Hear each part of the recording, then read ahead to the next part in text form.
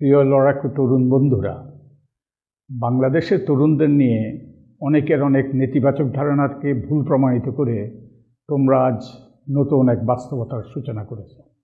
আমাদের বীর মুক্তিযোদ্ধারা প্রাণের বিনিময়ে বাংলাদেশ নামক রাষ্ট্র সৃষ্টি করেছিলেন, যাতে মানুষের আত্মনিয়ন্ত্রণের অধিকার এবং সাম্য, মানবিক মর্যাদা ও সামাজিক ন্যায় বিচার প্রতিষ্ঠিত হয়।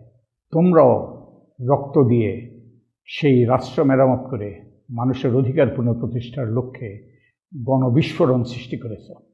তোমরা মুক্তিযোদ্ধাদের যোগ্য উত্তরসূরিতে পরিণত হয়েছ। তোমরা আমাদের মনে নূতন করে আশা জাগিয়েছ।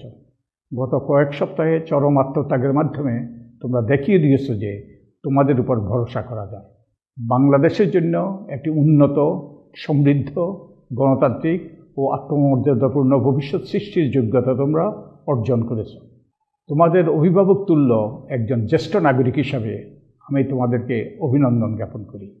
আমি তোমাদের সাথে আছি এবং অন্যদেরকেও আহ্বান জানাই তোমাদের কাফেলায় সামিল হতে। পরিশেষে রবীন্দ্রনাথের সাথে সুর মিলিয়ে বলতে চাই, বাহির পানে তাকায় না যে কেউ, দেখে না যে বান ডেকেছে, জোয়ার জলে উঠছে প্রবল ঢেউ। আমি বিশ্বাস করি তোমাদের তৈরি করা এই প্রবল ঢেউ আমাদের সবাইকে এক নতুন সমাজ নির্মাণের পথে নিয়ে যাবে। তোমাদের